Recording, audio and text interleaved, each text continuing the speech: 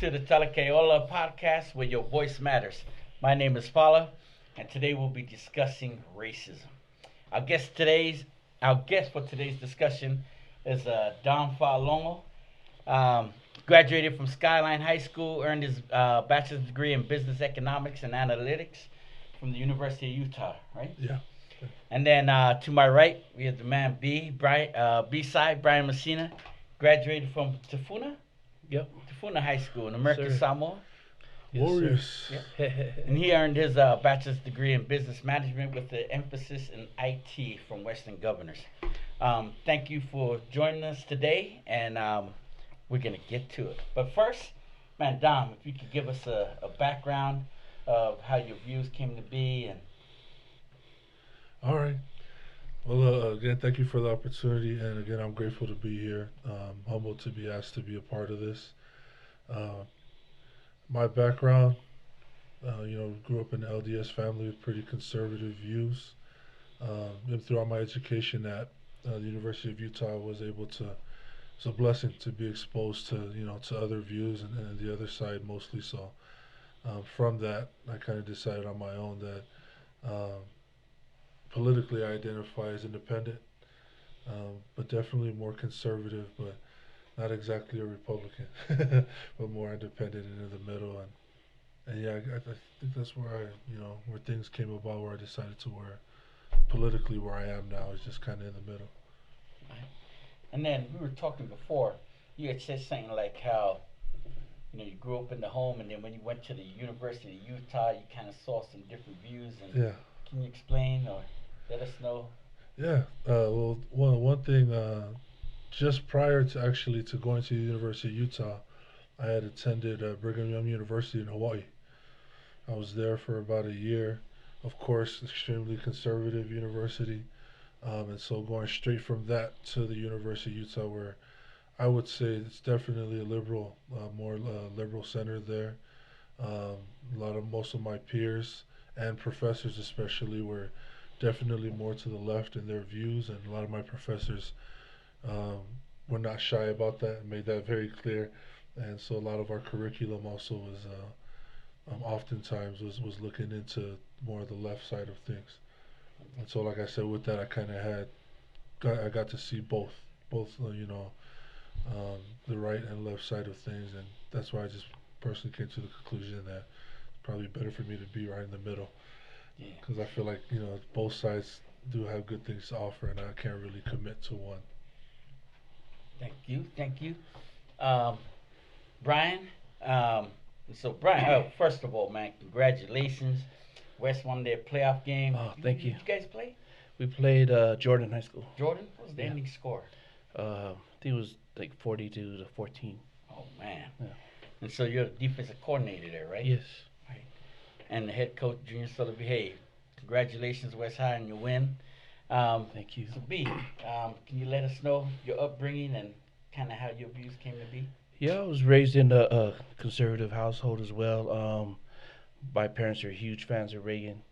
So Man. um, you know, understanding that that my parents were, they were just good people first and foremost, and they taught me a lot about just treat how to treat people, and I actually started, you know, leaning more towards the right. I felt as I got older, um, getting more involved in the community and seeing issues in the community as kind of where I kind of leaned a little bit more left in terms of the messaging, with the youth and the opportunity to kind of give back. And so, but I would still say, like, I'm more center, but I do lean a lot more left rather than right, if that makes any sense. Yep, no, it does.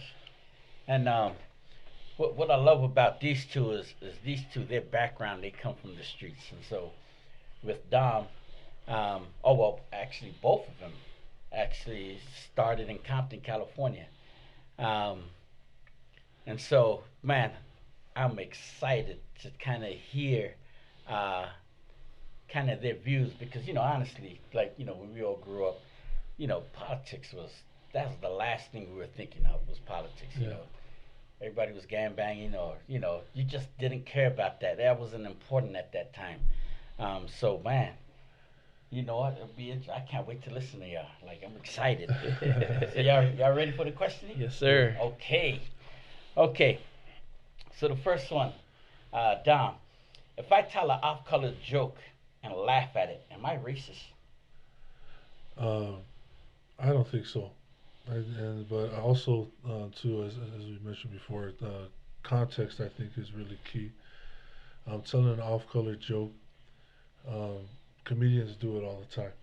Some of your favorite comedians. I mean, I guarantee anybody name your favorite comedian. I guarantee you there's a stand-up where they told jokes about other races, and we laugh about it. And so I feel like um, no. Simply put, it doesn't necessarily make you racist, but context is everything. If somebody is deliberately making um, statements that are racist statements, um, with the intent with that in that context of kind of putting one race down over another, then I feel like in that sense, if you're agreeing and laughing along with them, then maybe. But for the most part, when it comes to comedy, I think comedy is its own realm with that. And there are plenty of black comedians who imitate and make jokes on the white community, and also too there are plenty of one of my favorite comedians is or who I like to watch too, and I get a laugh out of is Carlos Mencia, and he'll make a lot of jokes about his own community, about his own Hispanic community, and that I'll laugh at too, even though I'm not part of that community. So I feel like comedy is, or when it comes to joking and things like that, context is really big. Man, thank you, King of Salt Lake. I'm the same way. To context for me is everything, and more importantly, I'm more worried about how you treat people rather than the words. I mean, words can definitely hurt feelings and offend people, but for me, it's just like the way you treat people is more important than some of the things that you might say, especially when it comes to joking and um, I mean, yeah, some of my favorite comedians have said, jokes offending. I mean, talking about whites and even blacks talking about blacks. Some of those are the funniest jokes when they talk about themselves. Even Samoans or Pacific Islanders, some of the funniest jokes is about ourselves. So I Yeah. think the context of what they say, it definitely matters. So I would say no, just based off of that. Just telling a joke doesn't make you a racist. Oh, good. I'm not racist. just kidding. You know what? We're gonna start with you, B. If I use the N word, am I a racist? I think the same. The same. Um, it comes down, all down to context, right? And I remember just growing up, especially here being, all my older siblings were from. They were all from Compton, and so they were always when I got a chance to see them or go visit them, and then just everybody that lived here was somehow some way came through California, and so growing up here we used the N word like that was what you called your brother. You're like, yeah, that's my N right there. You know what I mean? Like that's the way we said it. It wasn't really in a way to disrespect anybody. So I don't believe you're racist in terms of in that way, but I mean if you um, and like I said, to me, it's always just about the way you treat people. Um, one of my coaches was this was about a month ago. He has a very close relationship with the kid on our team, and he's an African American kid, and with all of this noise that's going around, I'm sure these kids are aware of all the stuff. And this African American kid never really complains about racism at all, and I'm always worried about how he feels. And so for me, it's always about the perception of kids have of themselves. And the reason I was bringing up that coach because this coach was like, "Hey, stop being stupid. Stop making stupid mistakes." And for me, it's the same thing with the N word. Just like I had to talk to that coach, like I know you have a close relationship. I know this kid trusts you. I was like, I just don't like the word stupid. You know what I mean? Like for me, it's just like then I don't want the kid to start thinking that he is stupid. You know what I mean? Even though he might think he knows the joke, use the N word, but you know what I mean? Like we don't know how they're taking things, and so for me in Utah, like obviously it's different now, being an adult. But now that I'm a coach and I have actual African American kids under my care, I'm definitely aware of not using that N word and asking my coaches not to use that N word because I don't know how those kids are taking it. Appreciate that. Dom? And I completely agree. I completely agree with B on that one. It's the good thing. Well, the question is, does using it make you racist? And to me, no. Context is big. Um, but also, another question that should be asked too is it an appropriate term to use? And I think the question to that is always, I mean, the answer to that is always no. Um, but as Brian had mentioned, when you go to the West Coast, everybody uses that word. Whether you're black, Hispanic, Polynesian, Asian, right? You go over there, everybody says that word because it's no longer seen as something that's derogatory, but more of a term of endearment on that side. But then, of course, that's not the case in other parts of the country. Um, my wife, she's from South Texas, and she completed her education and everything in the South, in North Carolina. And when she first came around my people, and first met me, my family and everyone from California, that was a shock to her on how much the word was used. And I told her, it's different, and for her, she didn't understand that. And I said, well, that's just, in California, that's how it is. And even here too, like Brian had mentioned there, um, a lot of times when our youth especially they're using it, I don't think they're meaning it in a racist context. More of like I said, a term of endearment. But when like B said, the older he got and learned more, the more he became conscious of it and making sure not to use it. And I feel like that should be the case for everybody. When you know better, you do better. And it gets to a certain point where you got to realize that it's doesn't make you racist, but it's also probably not an appropriate term to continue using. Okay. You know, um, you know what? I got a question that's not on the question list. Okay. Is it different for blacks and whites? As in, is there double standards? Like, let's say a white person. Can a white person say, "Hey, what's up, my," right? And can a black person, say, "Hey, what's up, my cracker," or something? Well, I guess like well, just as a quick thing to add on to that, I think for part of it, is it okay to say it contextually? Because I think I've seen a few newscasts where like people get shot down for that. Where like, is it okay for a white person to say that word if they're using historically? As opposed to like a black person who uses it more casually. Is there because there seems to be repercussion about the skin color of the person who uses Who's the using word it? rather than the context in which it's taken Yeah. or in which it's used, I guess. But I don't know. So like, I just Yeah, adding no, to the that question, like, exactly. because I don't know very many white people that would say, "Hey, what's up, my," Yeah. because I feel like all of them feel uncomfortable saying that. Yeah. But I feel like they should use the word, especially when it comes to like context about Civil War and all that stuff. Like every like yeah. Anyway, I guess I just wanted to kind of throw that like out as part of your question. Is like, is that wrong for them to use that contextually, or should they just say the N word?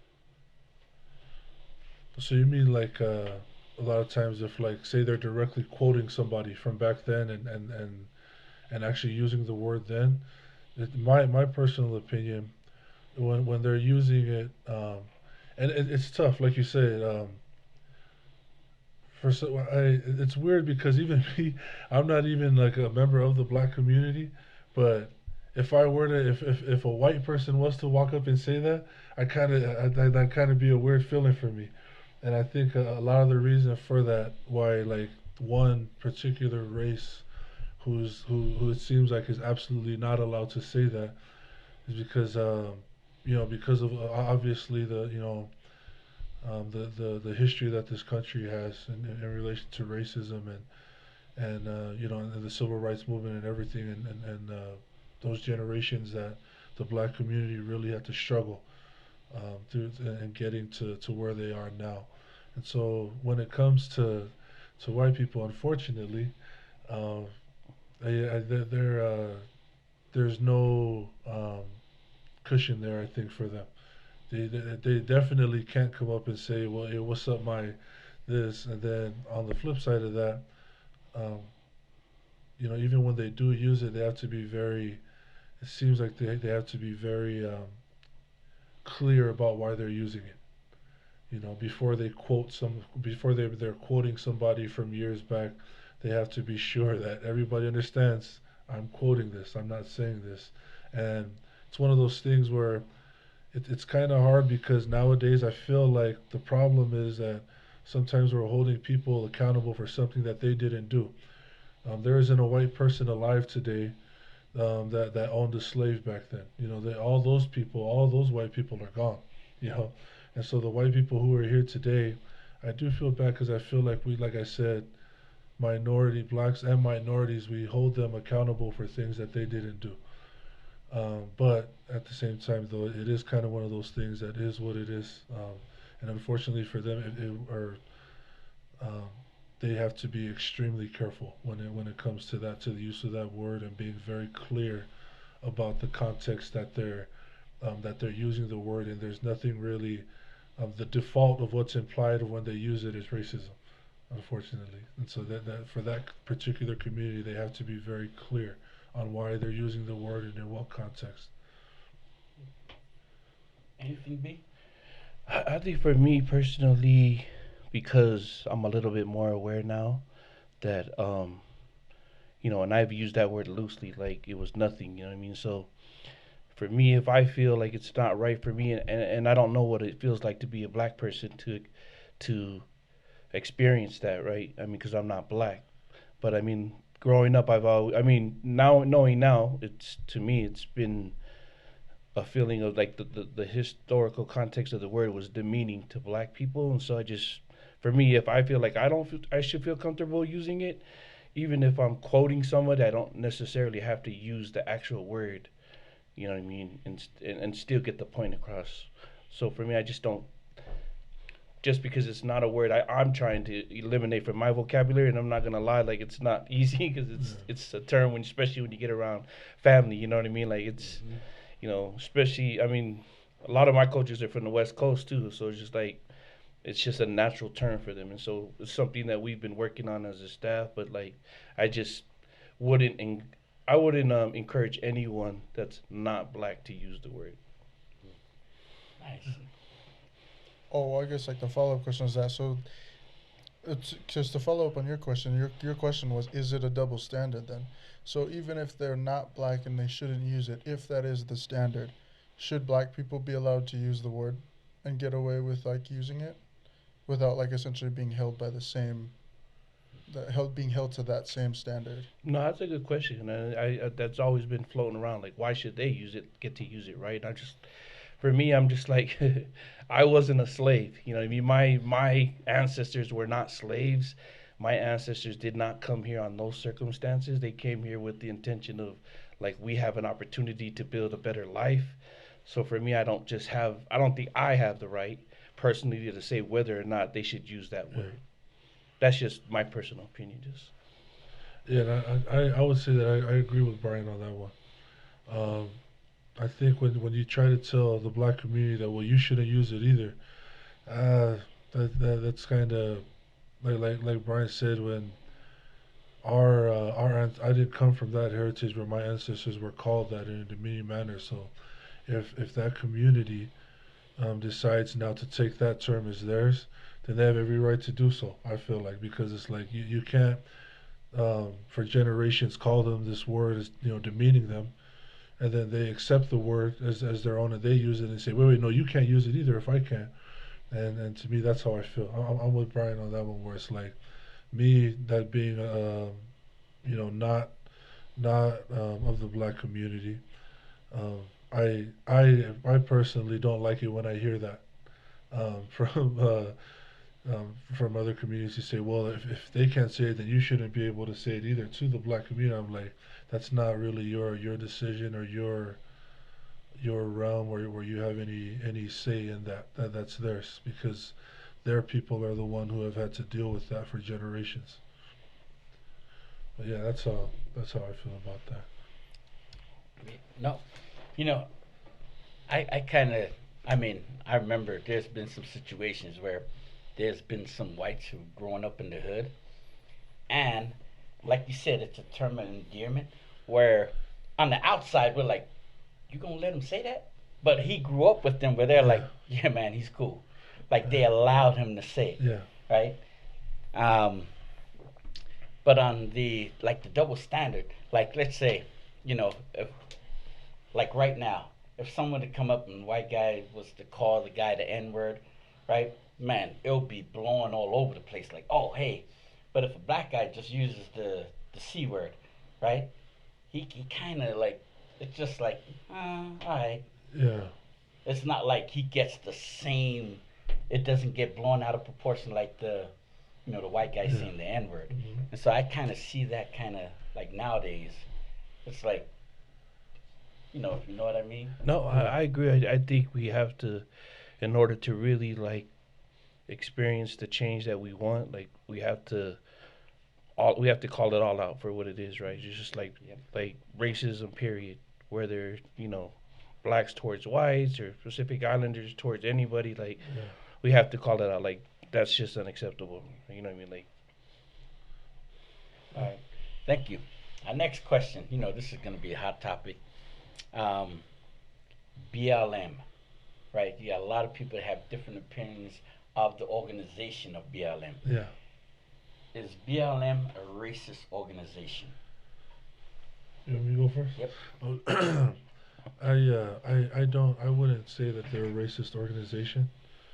Um, I, I, from what I've learned or what I've researched on them, is that they're a Marxist organization who kind of believes in a lot of ideals that I don't agree with, and I think that they're a Marxist organization ultimately who's adopted that phrase and coined that phrase Black Lives Matter, which which to me I don't really like in reference to this particular group because Black Lives Matter. Do Black Lives Matter? Of course, Black Lives Matter. But what it's become is if you don't agree with this particular group, now people think that you don't believe that Black Lives Matter. When it's like, no, I completely agree with that there. Like I don't. Most people should. All lives matter, and especially with Black Lives Matter, Black Lives Matter.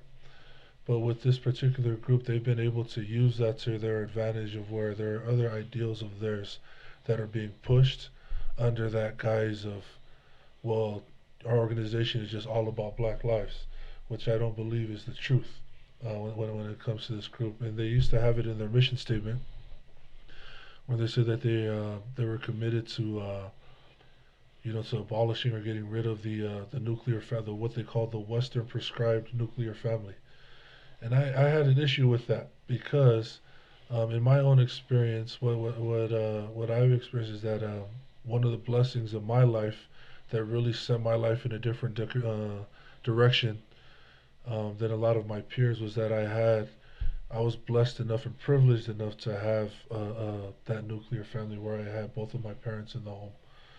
And so I know, and not only just my life, but other of my peers and my friends, I can clearly see the difference of the decisions made by those of us who had a father figure in the home guiding us. And so anytime somebody says something about getting rid of that, I feel like that's only going to make the situation worse. And I know that fatherless homes is a huge problem in all the most the communities that are struggling the worst in the nation. That's one of the key indicators in those communities is that there are no fathers in the homes, and especially in the black communities. And so I feel like that's counterintuitive to say that you believe that Black Lives Matter, but you don't feel that a nuclear family is important to ensure that that black lives are taken care of, you know. And then this is also an organization that doesn't.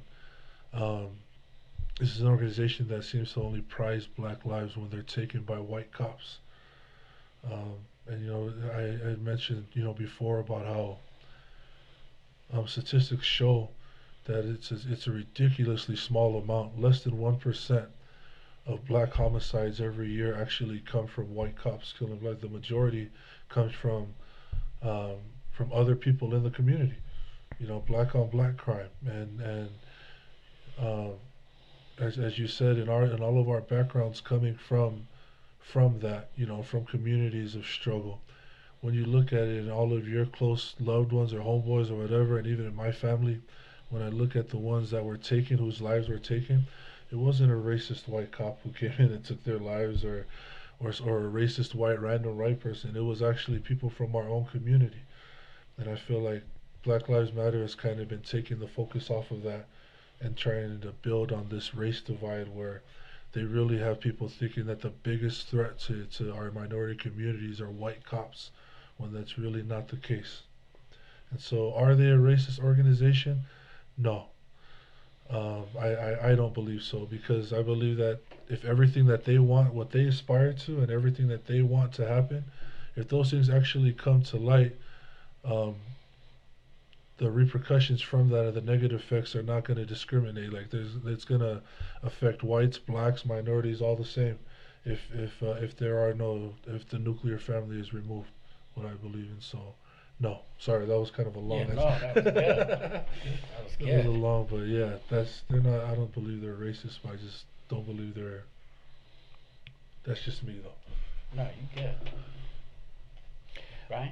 No, I think there's two sides to Black Lives Matter. I think there's the organization, and then there's just people that just use the term Black Lives Matter. I'm, part of that group that uses the term Black Lives Matter, and I do agree with Dom on, the biggest threat, right, is I mean, Pacific Islanders, right, is, if you look at it, like a lot of the gangbanging was Pacific Islanders against Pacific Islanders growing up here in Salt Lake, especially as well. But I think for me, the reason why I use that term is because, you know, I mean, I just feel, even though I don't believe that the white cop is the biggest threat to to black lives, um, I I do feel, I do feel that there is a different treatment, in terms of, and let's be real. I mean, we look at the numbers, and I think it's more to do with poverty, really, more than about race. And it, the truth of it, the statistics don't lie that the black family is, a high number of them is lives in poverty, and so come with poverty comes that struggle with cops seeing, every day. I mean, the struggles of being a cop, right? And especially in the neighborhoods, in the hoods, they're dealing with drama every day. And so you have to see two sides of that. And so I don't really speak on terms of like white cops. And I just feel,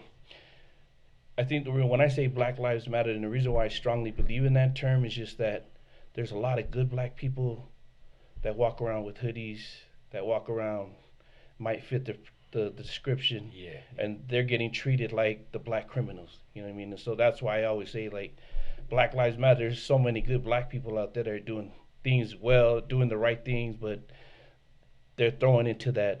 That's, to me, they're thrown into that same category and being treated as black criminals. So that's why I use the term Black Lives Matter. But I'm not a big fan of Black Lives Matter, the organization, because I don't really, not really big on putting myself behind like an organization and being like, oh yeah, that's who I support. I just, the term Black Lives Matter, I just feel they're not treated as fairly. Man, thank you. Um, man, great points. We're gonna go to our next question. We'll start with you, Okay. B. Your thoughts on systematic racism? I so I mean, just to put it plainly, I don't like using the word racist all the times. Like, I think it's just thrown around to blame things on people or whatever, for whatever reason. Like, oh, that's racist.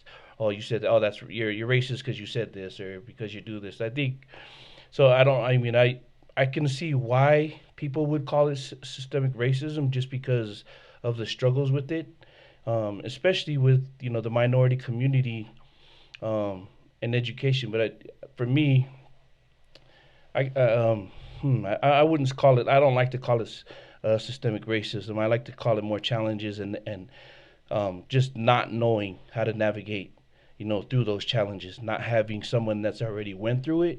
And I think the reason why, for me, why I believe that is because who was the system created by? Like it wasn't created by blacks. It wasn't created by Pacific Islanders. Now I do believe that the system was created, with the intention that every man could one day, what I mean, Yeah. provide for his own family. So I do believe that, like the good intention that it was created that way. But if you've created that system in this beautiful nation that we have, capitalism and our ability to provide the freedom of choice. If you are racist, it's easy for you to take advantage of that system if you're in those positions of authority and making those decisions, whether it be anything to do with jobs, anything to do with economy, anything to do with housing, all the major, what I mean, things that all the essentials that we need to be able to function in this system. And so I can see why people call it systemic racism because of the challenges, but I don't think it was created that way. And maybe I'm wrong, but that's just the way I look at it. Man, I love that term that you said it before, systemic challenges instead of systemic racism. Yeah. Dom? And again, I do agree with Brian on that one. That I think systemic racism, to me, the term itself suggests a system that is solely based on racism. And I feel like if that were real, then a lot of things would not be what they are today. I've heard some, it's become real popular as of late, where this notion that this country was founded on racism. We hear that a lot, where it's like, oh, this country is right, this country is founded. And my thing is, I feel like it discounts the Constitution, which I think which I think is one of the most brilliant inventions of all time.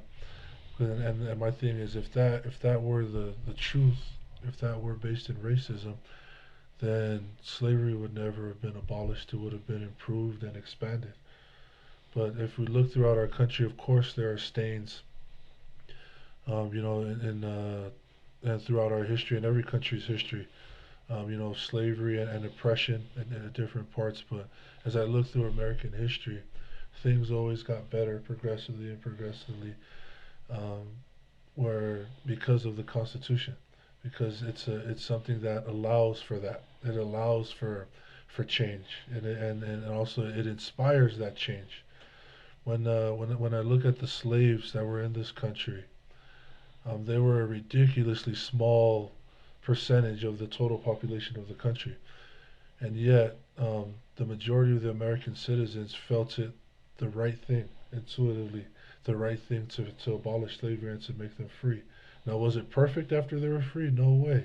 There were still other challenges that came up, which required further improvements and further examination. But like I said, from that point till now, things have progressively gotten better and better and improved. And to me, if that statement were true, that this system is racist, that everything is systemically racist, then we wouldn't be where we are today. Because a system based solely off of race would never have allowed that. We live in the country that has more black and minority millionaires than anywhere else in the world, and that wouldn't be the case if the system were racist. We live in a country where the black population is to make, or the black community makes up about 13% of the country, and yet this is a country that elected a black president twice, meaning that I mean, just 13% alone voting for the black president isn't going to get it done. You need the majority. And that, to me, when I take a step back, because when you're consumed in it and you watch the news every day, and you're on social media and everybody's throwing it at you, you get this feeling that there's so much that's wrong with this country. You get the feeling that, man, maybe you know what we really are, because even the cases with the policemen, police brutality. Any time there's anything negative, it's blown up on social media. It's guaranteed. That's guaranteed viral material right there for you. If you can catch any white cop or any white person in the act of discriminating somehow against any black or minority person, that's money right there, guaranteed money. Just upload it, it'll go viral, and it seems like that negativity, or those, because the question is, there racism? Of course, there's racism. Still, there are racist people of all races, but is the system racist, or is there systemic racism? I don't believe so. And like I said, if that were the case, we wouldn't even be here. If that were the case, because none of us is white. You know what I mean? So how is it that we're all able to pursue our careers? That Bishop's got this great thing going here, that we're able to have this podcast and do all these things, but we're not white. And if the systemic racism was real, that wouldn't be possible. And so for me personally, I don't believe in systemic racism. But I also, like Brian said, we all know, like, racism is still, alive and well, but it's also not something that's singular to the white community. Mm-hmm. There are racist people of all races. And so, I don't know, that's what I believe. Just to add to that, like, I don't know, did you guys, so at the time of this recording, for those who are viewing, like, I mean, did you guys see what happened in Philadelphia recently? Or, like, I think it was just last night. Yeah. That was The insane. kid with the knife. Yeah. Isn't that crazy, though? Yeah. Did you guys watch the news, though? Like, how all of the news was reporting it? Yeah. It said, white cop shot a black man. That's what it says. It doesn't say that he was attacking or he was charging the cops with a knife. It just says a white cop shot a black man. And, like, so I think, just, like, adding to that, it's like, I don't think it's systemic, but I definitely think there are people who are pushing a narrative to keep racism at the forefront. Yeah. They want you to think about racism and think it's a problem, but I'm like, but you didn't tell the whole story. It had nothing to do with the fact that he was black. Black had nothing to do with it. It had everything to do with that silver blade in his hand. That was what they were worried about. Yeah. But anyway, just to kind of like throw that into like the two senses. Yeah. I think that there's a lot of misconception and misunderstanding and misinformation that's being spread rather than truth. And I think that personally, like, I know that I'm not really in the podcast, but you're good. it's the idea that but it's the idea that, like, I guess just to add to your thoughts, because I thought that was a good thought, is I don't think it's systemic, but I do think that there is some stuff that needs to be rooted out, and I don't believe it's with the cops. Yeah. I don't want to be the guy who says it's the media. It's like, I don't know who it is, like, but I know that there are people, and I feel like if you can find those people, I think everyone would agree. Let's get them out, because keeping racism at the forefront is just dividing us even further. It's not bringing unity. Well, that's a great point you bring up, because even with that, I think, like, when you look at that issue, I think it's important for us to dig deeper. When you look at it, because I got to a point where I kind of noticed that, and it's funny because if you go to any, like, a lot of times what psychiatrists or therapists will tell their patients who are dealing with anxiety and things is they'll actually tell them, stop watching the news. They'll tell them, take a break, like, don't watch the news, and there's a reason for that. And when you look at news and you dig a little deeper, you find on who owns these news stations. Who is it that's controlling what's being put out? Because, like you said, the headlines and all that, we have such a short attention span currently in our society, and it's like what we see first is what we decide on, and unfortunately, a large percentage of us don't look deeper than what the headline says.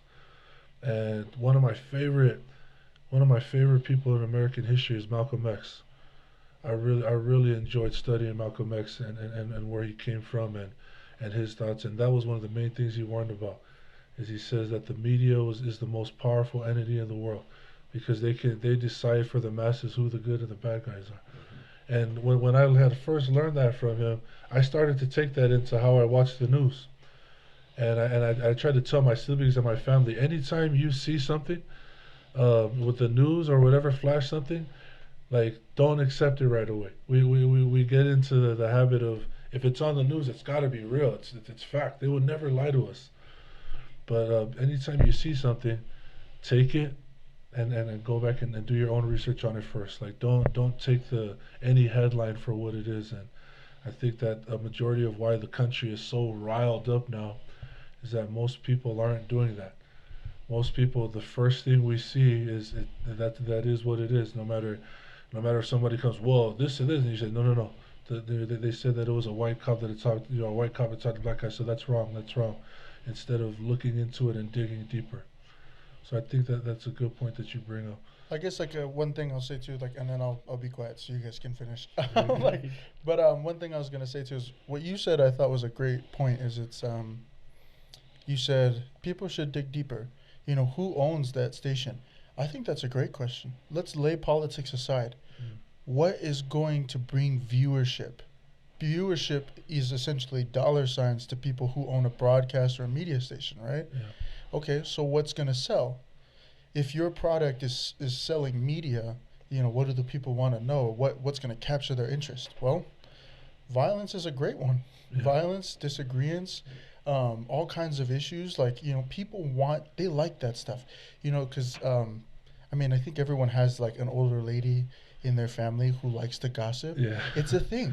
Like, media is essentially the old lady who likes to spread the gossip. Yeah. It has everything to do with the fact that it's like, it's just interesting and she knows it'll bring attention. It doesn't mean that she really believes it. It doesn't mean that she has an agenda. Maybe she just wants to talk, but she's not interesting enough to talk to. So she brings up someone else who has an interesting life. Yeah. You know, and maybe the media's that way. It's like they could report on good news, but who wants to watch good news? You know, so it's like maybe it's not a political tool. Like I think it is personally, but you know, I think you can make a great point. Dig deeper. You know, why would they be showing these kinds of things? Because there's a lot of good happening in the world. I watch like news channels that show only good news. And I'm like, why don't we talk about this stuff? Like, that's so much more uplifting than the negative, like, draining stuff I feel on my soul every morning when I get up to watch CNN. Yeah. Anyway, so I'll let you guys keep going. You're right. Good. So, we'll move on to, and you answer this one first, white privilege. White privilege, I feel like that's also... I feel like in order to believe in white privilege, you have to believe in systemic racism. And because I don't believe in systemic racism, I don't believe in white privilege. I think that me personally, I feel that it kind of, thinking that way can kind of put limitations on yourself, where you kind of think, well, I could do that, but or I could do that, but I can't really do that because I'm not white. You know, only white people can do that. And I feel also that with white privilege, or that idea, that concept of white privilege, it kind of suggests that like white people get special treatment just because they're white, right? And I feel like everybody has privilege in one way or another. There isn't, if that's the case, then there's also black privilege. There's also Polynesian privilege, where you know how we are. We look out for our own people, right? So if I'm serving food, you know, and I see all the people trying to get food, but I spot like a Samoan guy, a fellow guy that I know, or a fellow person of our community, I might be more inclined to give them, you know, to hook them up. Why? Because those are my people. Like I'm the same with them. And so in that type of situation, that person has privilege over everybody else. And so I feel like to say that, or this whole issue of white privilege kind of makes it seem like white people are the only ones ever with privilege, when like I said, I don't believe that's the case. I believe that there's different kinds of privilege, and in different situations, different people are privileged, not just white people. Appreciate that. You know, I would say, again, I don't like to use the word, you know, anything to do with race. I would just say, because white people created this system, you know, they have an advantage on how to, you know, navigate through it. That doesn't mean that I don't have that same advantage though. You know what I mean? And I would say that, um, and I don't like to apply anything with race. Just be like, oh, it's white privilege. That's why you got this. That's why you got that, and that's why I'm not doing this, and that's how I'm not where you're at.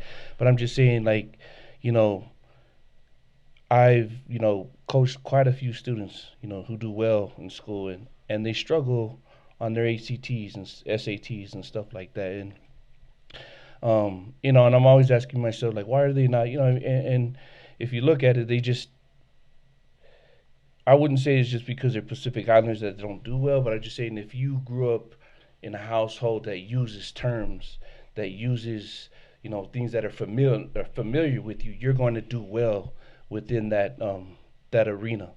So what I think, I don't say white privilege. I just say, because they happen to be the ones that created it, they're definitely going to have some advantages of how to navigate through that system. So that's what I look at it as. But I don't think it like they created it just for white people to have white privilege is what I don't believe in. And I agree with Dom on that. Like, you start using those terms like white privilege, I mean, because and I always put it back to, um, your standard of living. You know, the white people in poverty, they don't feel any white privilege.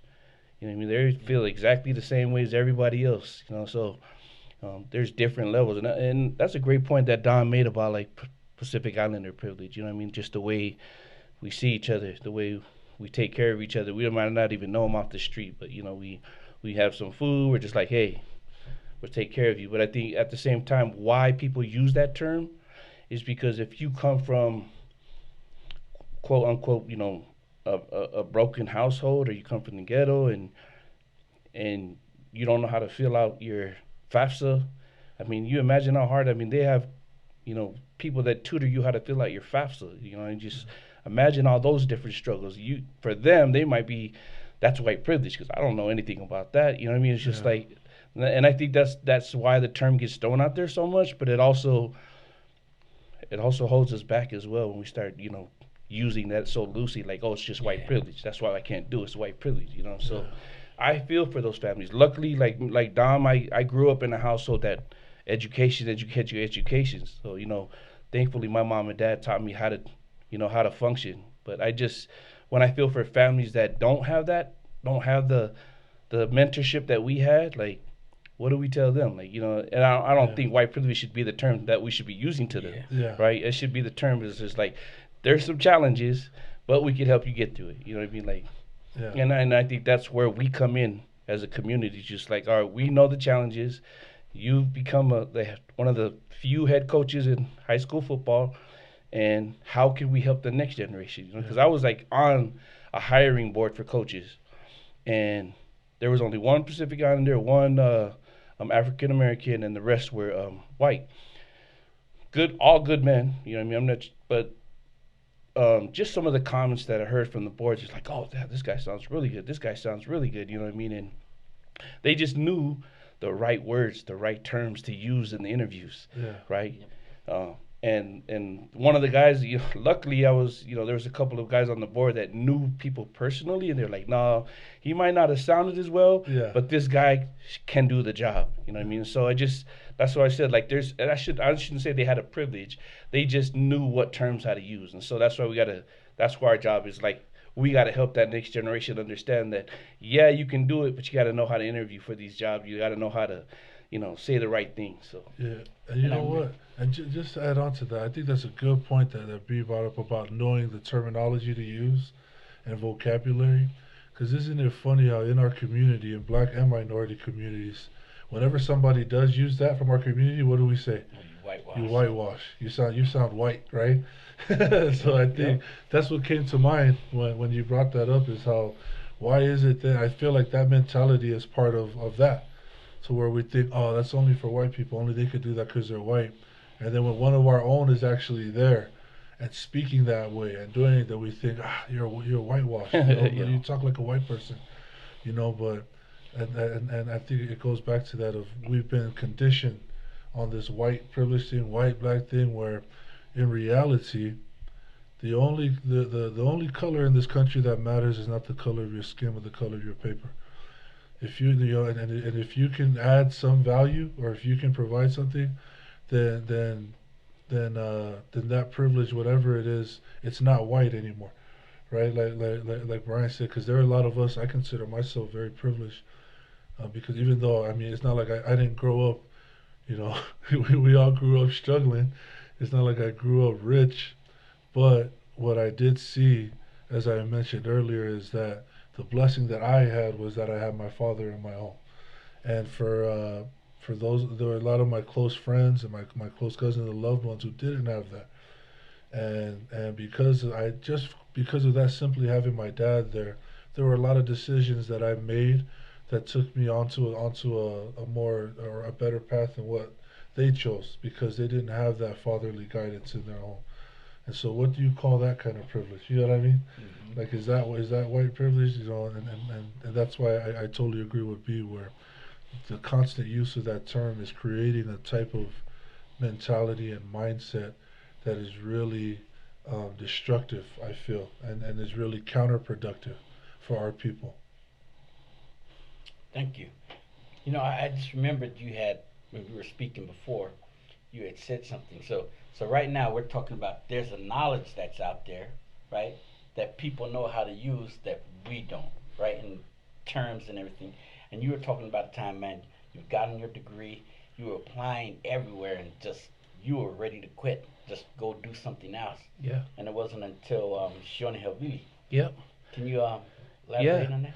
Yeah. It's funny because we still meet every 2 to 3 weeks, and we try to and this is all off of Sione Havili's efforts and just mentoring us. So there's about 6 or 7 of us that he got all into tech, and some of these guys are like super brilliant. You know what I mean? Like they're brilliant guys, and they just didn't know how to interview for tech. You know what I mean? Like it don't matter how smart you are, you Yeah. don't understand the terminology, you don't understand the thinking behind what tech companies are looking for. You know what I mean? So I graduated from WGU late. I went back to get my degree because I wanted to get into technology, and I kept applying at all these jobs and just wasn't getting any second calls. And um, come to find out, technologies for the tech companies is like it's normal to have like 3 to 5 different interviews, and so you have to basically sell all 3 to 5 people. You have to. No, a lot of them they require everyone to agree that you're the right fit for the company, and so he just helped me understand like this is what they want. They want to know. They want you to first know. First, that you understand what the technology does, even though you are not a tech person. You're in here for sales. Reason why is they want to know that that they understand the value of the technology and why people would want to purchase it. And so most of the companies, you're just thinking about sales. You're not thinking about like the tech. So it's just like all these different things that I had no understanding. And so luckily, one of my brothers was, and I gave up. I was just like, you know what, I quit. I'm just gonna stick with what I'm doing. I'm doing all right, and I'll just try to move up that way. He mentored me for like a couple of weeks. Went in and just killed the interview, and there's like that was the best interview I ever had. You know what I mean? I was just like didn't really say much different, but then I just the way he helped me pinpoint like some of the achievements that I had in my career really apply to the tech. It's like, see, you got to find out what have you done that really applies to this job. And so just having that understanding, you know what I mean? Like that that's my privilege, having shown it. That's our privilege, and that's what he's still trying to do is pass that on to the next generation of young polys because there's so many tech jobs out here in Utah, so many Pacific Islanders that are salesmen, but they just don't understand the terminology or the just just how to navigate through it. Yep. And I like how you talked about terminology in terms of kind of the challenges of how you make it through the system, right? There ain't systemic racism. And then when we talk about terminology, you could get someone. I mean, there's times like I'll talk to my wife, and I'm just thinking, okay, my wife, house football, and I'm talking to her about mofo or emo, right? And I'm thinking like she knows what's going on, and she's like, "What are you talking about?" I'm like, "Oh, I'm talking about middle of the field open. There's no safety in the middle." If you get someone that has that doesn't know a lot about Yeah. football, they think you're just Yeah. talking a whole different language. So I can see what you guys are saying by by the terms and the challenges trying to navigate through the system. If you don't know it, right, man, you're gonna be lost, Yeah. right? And so I just learned a new term. I didn't even know that. That's what mofo means.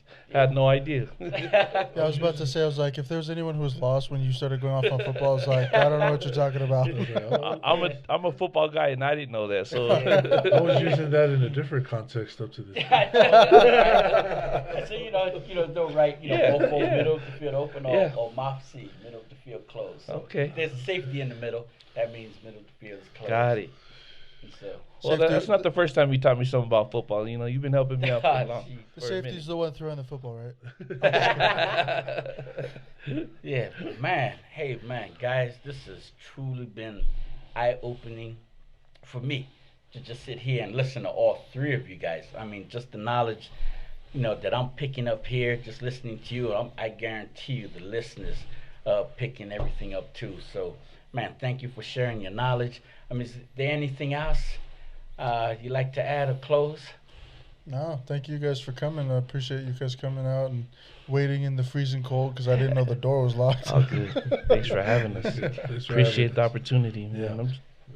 Love to soak up game and learn about different point of views, especially because Dom's somebody I really you already know I appreciate you. So you've been helping me out a lot with that transition, but Dom's another person that I have a lot of respect for. And I always follow Dom, so I'm always reading all of his comments on Twitter. But you know what I mean? It's just like, even though our politics are different, you know what I mean? Like, I'm more concerned about how people treat people. And I know Dom's he's a good-hearted man, and he treats people with respect. So that's why I like to be a part of these things and learn a little bit more about how other people view things. Thank you, bro. Likewise. And this is the way it should be, right? But right now, it's like all of a sudden, the world we live in, if you have a different view, it's like, oh, we got to hate each other. Yeah. But like you said, we all have different views, but man, we ain't never had anything wrong with us. I mean, just love. So man, again, thank you. Thanks, We'd like bro. to thank you viewers for taking your time and listening to us. Again, I'd like to thank Don Valongo and Brian Messina. And remember, your voice counts, and we out.